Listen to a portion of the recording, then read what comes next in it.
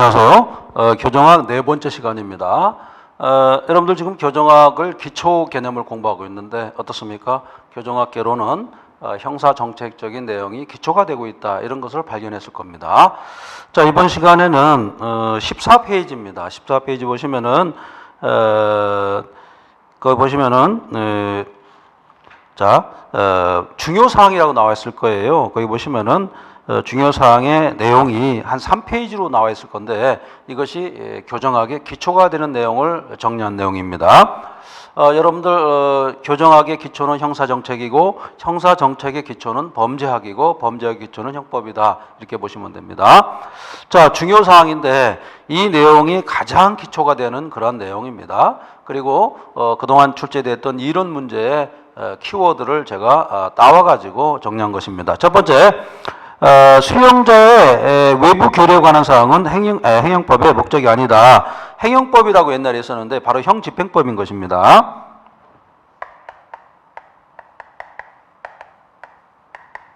자, 형집행법의 목적이라고 있죠. 목적이 있는데 첫 번째가 뭐라고 그랬습니까? 첫 번째가 교정교화다, 이렇게 돼 있죠.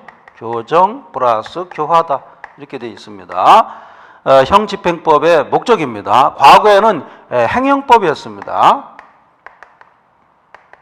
근데 행형법이었는데 행형법에다가 뭘 더 플러스 시켰냐면 수용자의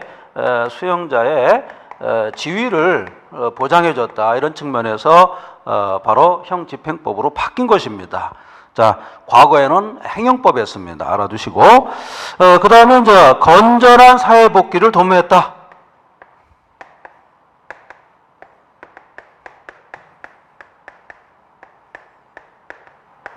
그죠? 건전한 사회복귀를 도모했다는 것이 바로 형집행법의 목적이라는 얘기입니다.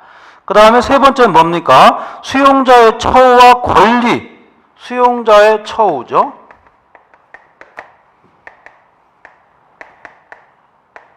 권리를 뭡니까? 권리에 관한 어떤 내용이 되겠죠. 그 다음에 교정시설의 운영.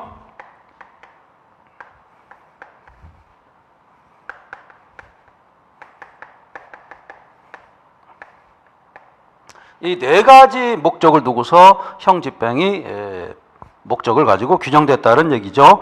그렇기 때문에 수용자의 외부 교류에 관한 것은 목적이 될 수가 없겠죠. 자, 이렇게 보시면 되겠죠. 그래서 수용자의 또는 수용자죠. 수용자의 외부 교류, 요거는 목적이 아니다, 이렇게 볼 수가 있죠. 자, 알아두시기 바랍니다. 자, 그 정도 보시면 되겠고, 그 다음에 형집행은 절차법이지 실체법이 아니다. 제가 말씀드렸죠. 형집행법 자체는 바로 절차법이다, 이런 얘기죠. 절차법적인 성격이 큽니다.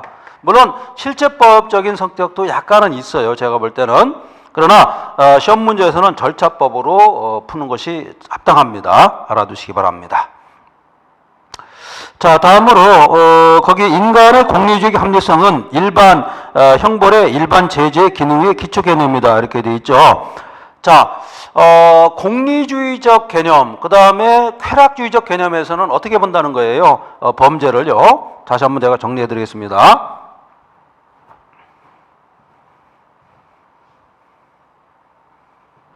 이거와 관련해서 주장한 사람이 이제 백가리아인데,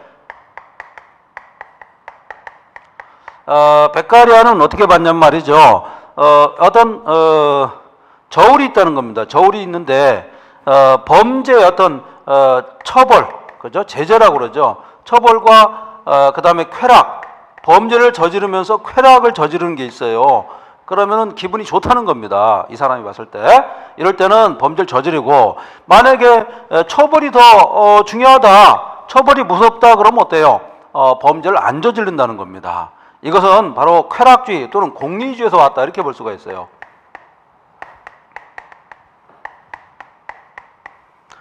범죄를 일종의 쾌락으로 판단했다는 것입니다. 이런 점에서 문제가 있지 않나, 이렇게 봅니다. 알아두시기 바라고.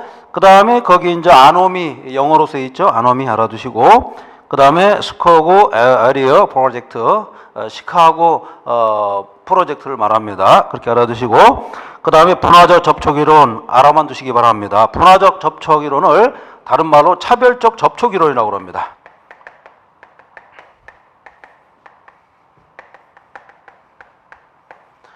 얘기는 뭐냐면 어떤 사람이 있을 겁니다. 여기 사람이 여러 사람이 있는데 어떤 불법이 왔단 말이에요. 불법이 왔는데 불법적인 측면에서 이 사람은 불법을 접한 뒤에 불법으로 나갔고 이 사람은 불법으로 안 나갔다는 겁니다. 이 사람은 관련이 없고 이렇게 불법을 접하면서 어떤 사람은 범죄로 나가고 어떤 사람은 범죄로 안 나가고 이렇게 차별적으로 접촉한다는 겁니다. 이것을 차별적 접촉이론 또는 분화적 접촉이론이라고 합니다. 그 다음에 또 동조선 전념이론 이런 게 있다고 알아두시고 우리 교정학에서는 그렇게 중요한 게 아니기 때문에 통과하도록 하겠습니다. 그 다음에 사회적 결속, 자아관념. 자아관념이론은 뭐냐면 자기 자신을 합리화한다는 거예요. 이걸 자아관념이론이라고 그러고 억제이론은 뭐냐면 디터런스라고 그러는데 범죄를 억제한다는 이런 측면입니다. 그 다음에 낙인이론은 뭡니까? 한번 범죄를 저지르면은 2차 기관에서 또 낙인 찍혀가지고 범죄를 저지른다는 겁니다. 그 다음에 뭐 규정지음 데피니션이라고 그러죠.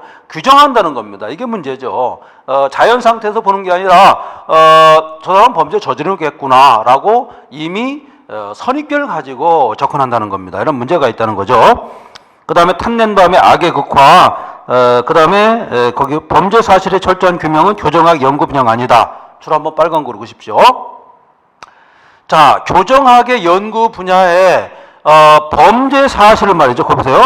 범죄 사실의 철저한 규명 이렇게 나와 있죠. 자, 이 부분을 제가 정리를 좀 해드리겠습니다.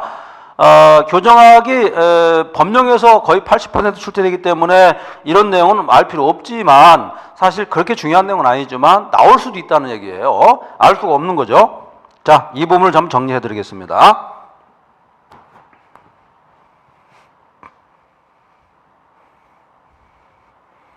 자, 일단 여러분들 표를 한 3칸을 그리시기 바랍니다. 3줄이겠죠. 자, 첫 번째는 뭐냐면 형법의 목적입니다. 형법의 목적. 형법이 있고 형법의 목적이 있고 그 다음에 형사소송법의 목적이 있어요. 그리고 하나 더 그래야겠습니다. 그 다음에 교정학의 목적이 있어요. 교정학의 목적이 있고 그 다음에 민사소송의 목적이 있을 거예요. 자, 4가지를 한번 구별해 보겠습니다. 4가지를요. 자, 이렇게 전체적으로 한번 구별해 보는 것도 상당히 도움이 됩니다. 자, 형법의 목적은 뭘까요? 무엇이 범죄가 되는가를, 그죠? 무엇이 범죄가 되는가를 판단하는 것이죠. 되는가를 판단하는 것이 바로 뭡니까? 형법의 목적이다. 이렇게 볼 수가 있고, 그 다음에 형사소송의 목적은 뭐냐면 그러면은 범죄가 무엇인가, 범죄 자체가 무엇인가, 즉 범죄의 실체 진실이 무엇인가, 이거를 판단하는 것이 형사소송입니다. 교정학은 뭐라고 했습니까? 교정교화가 목적이라고 했죠? 그럼 민사소송의 목적은 뭡니까? 민사소송은 형식적 진실주의예요. 자, 이렇게 보고 있습니다. 그래서 4가지 파트별로 목적하는 바가 다르기 때문에 이런 것도 기본적으로 알아두시면은 만점 맞는데 아주 초석이 될 겁니다. 자, 그렇게 알아두시고, 자, 그 정도 보시고요. 그 다음에 이제 백가리가 나왔을 겁니다. 거기 보시면은 백가리는 법관의 법해석 재량권 부정했고 기계적 적용을 강조했다. 이런 것도 기출됐던 문제의 지문에서 제가 따온 겁니다. 그 다음에 크레츠모가 있어요. 아까 크레츠모 비만형, 투사형, 그 다음에 세장형, 혼합형 이런 거 있다. 그래서 여기서는 골격형과 긴장형은 없다 이렇게 보셔야겠죠. 골격형 같은 경우는 롬브로소가 강조했던 거고, 자, 그렇게 알아두시면 되겠습니다. 골격형과 긴장형 없었다는 얘기입니다. 자, 그 다음에 비만형은 범죄 관련성이 가장 낮다. 자, 그렇습니다. 그래서 비만이 있는 사람들이 오히려 범죄를 안 저지른다는 거예요. 자, 그렇게 알아두시고, 그 다음에 슈나이더의 정신병 범죄가 있습니다. 이 사람은 기분 변이성이 가장 크고, 그 다음에 무정성, 그 다음에 발양성 순이다. 이것도 역시 기출됐던 문제를 제가 요약한 겁니다. 자, 그 다음에 이때 폴락의 여성 범죄, 폴락이라고 있죠? 그것도 줄 한번 보세요. 폴락은 자신과의 밀접성, 배후 활동, 소규모 반복성을 가지고 있다. 여성 범죄는 소규모 반복성을 가지고 있다는 겁니다. 알아두시고. 그 다음에 암수 범죄, 그 별표 5개째 돼요. 암수 범죄. 암수 범죄는 쉽게 말해서 통계에 말이죠. 예, 잡히지 않는 범죄를 말해요. 통계에 잡히지 않는 범죄. 쉽게 말해서 뭐예요? 누락된 범죄를 말한다. 범죄 통계에 누락된 범죄를 암수 범죄라고 그래요. 자, 그런 내용을 알아두시면 되겠죠. 거기 보시면은 수사기관에 인지되지 않는 범죄일지라도 검거되지 않은 경우, 그죠? 인지된 않은 범죄일지라도 검거되지 않는 경우는 통계에 기록되지 않는다, 그죠? 자, 검거되지 않으면 통계 잡히지 않으니까 결국 암수 범죄가 암수율이 높아졌다는 얘기예요. 암수율이라고 그럽니다. 암수율. 자, 암수율이 높은 것은 바로 법원 단계라든가 이런 단계가 높죠. 수사기관 단계, 그 다음에 경찰 단계로 올수록 암수율이 낮아요. 점점 통계에 잡히지 않죠. 오히려 올라갈수록 알 수가 없는 것이죠.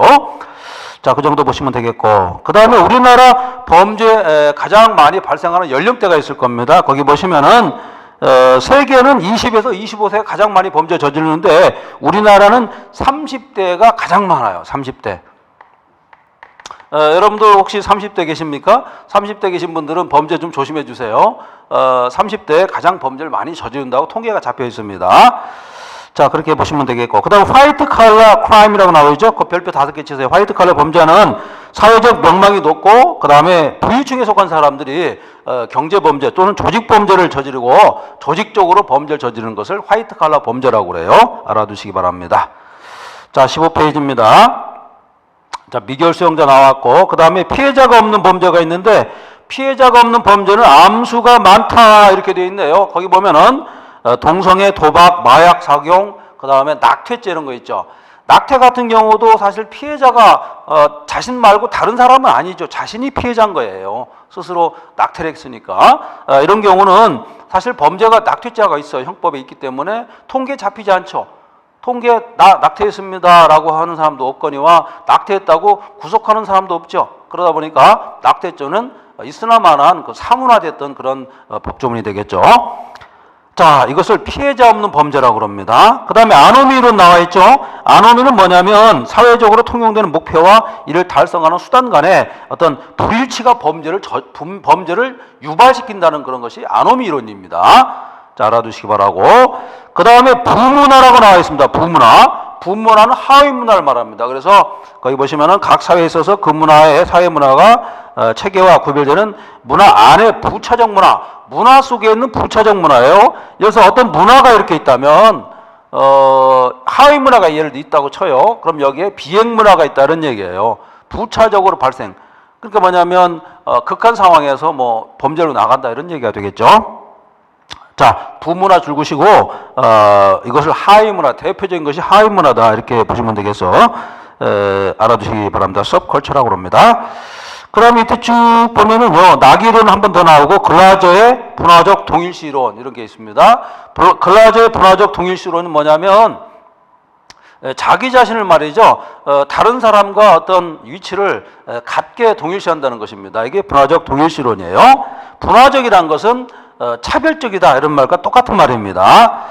자, 그 다음에 이제 백가리라는 사람이 있는데 줄구세요. 범죄와 형벌이라는 것을 최초로 말한 사람이 바로 백가리아입니다. 백가리아는 쾌락과 불쾌, 그죠? 제재를 불쾌로 받고 범죄를 쾌락으로 봤다. 그래서 불쾌와 쾌락의 균형을 맞춰서 자기가 불쾌하면은 범죄를 안 저지르고 기분 좋으면 쾌락하면은 범죄를 저지른다 이렇게 본 사람이 바로 백가리아였습니다.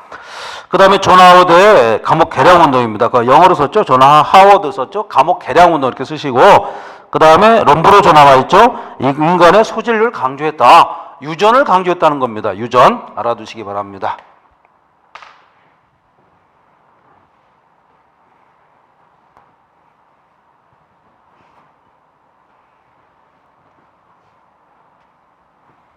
자, 여러분들은 지금 교정학의 가장 엑기스라고 그러죠. 핵심적인 내용을 체크해가면서 점점 교정학에서 시험에 많이 출제되는 방향으로 지금 제가 방향을 틀고 있습니다.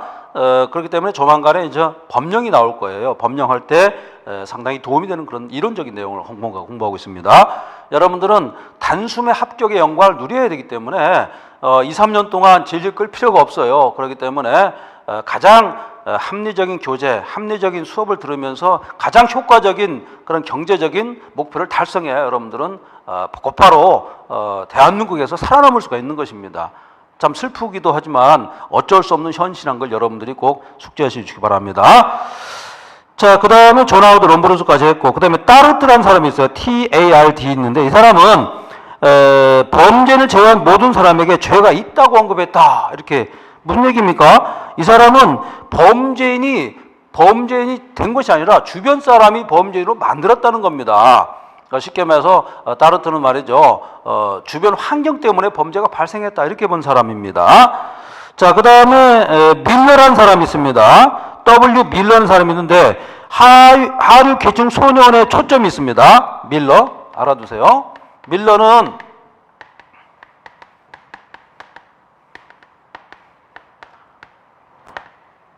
이런 측면에서 접근했는데 어떤 성격을 가지고 있나 줄 한번 보십시오. 첫 번째, 억세다는 얘기예요.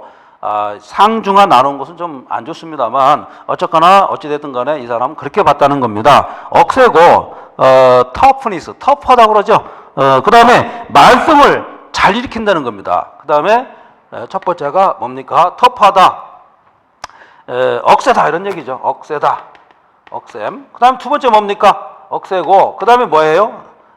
말썽을 잘 일으킨다, 말썽. 트러블이죠. 트러블 메이커라는 얘기예요. 그 다음에 스마트니스, 영악하다는 얘기예요. 세 번째가 영악하다, 영악. 똘똘하다는 겁니다. 네 번째가 excitement 뭐예요? 흥분을 잘한다는 겁니다. 흥분. 그 다음에 다섯 번째 뭡니까? 운명을 자기의 운명으로 데스티니라고 그러죠. 또는 fatalism. 나 운명적으로 나 이렇게 태어났으니까 어쩔 수 없다. 이렇게 받아들인다는 겁니다. 운명. 그 다음에 다섯 번째가 운명이죠. 여섯 번째가 이게 문제인데 autonomy라고 나와 있죠. 자율적으로 움직인다는 거예요. 자율적으로.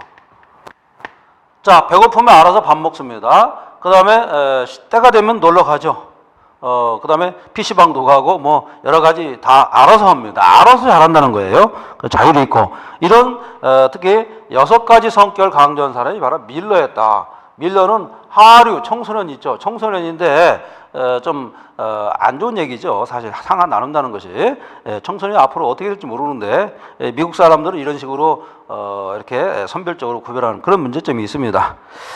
그 다음에 렌즈는 범죄 생물학파다. 자, 렌즈라는 사람이 있는데 이 사람은 범죄 생물학파다. 그래서 범죄 사역파가 아니라는 걸 여러분들이 아시기 바랍니다. 그 다음에 디퍼런스 어소시에이션 디어리가 있습니다. 이것은 서더랜드입니다. 차별적 접촉이론이라고 합니다. 알아두시고.